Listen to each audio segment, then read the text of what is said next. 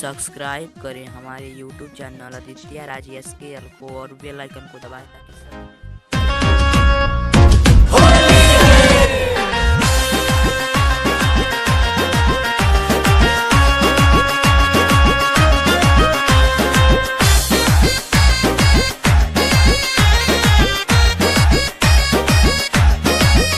दुश्मनवा के बेटा होली में मजा लेता। दुश्मनवा के बेटा होली में मजा लेता। जहाँ पोते के ना रंग वहाँ पोत गइल बा। अरे वोट के भतार भांग लोट गइल बा।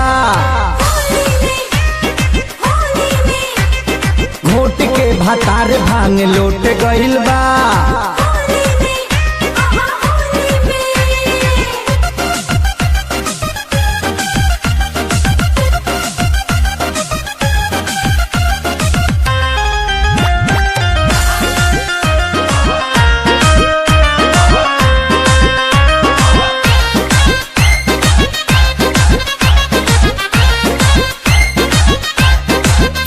अरे पानी छिड़कला पर उठेला ना, पहले के आदत है छूटेला ना।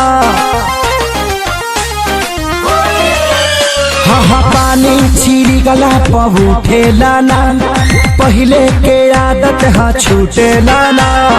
जब से चढ़ल फागुन होशियार भइल बा, सगरो शराबी के सरदार भइल बा। केस लिखावे ला देवरा तो कोट गइल बा।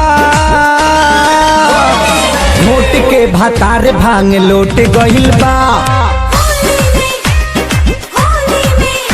अरे वोट के भतार भांग लोट गइल बा।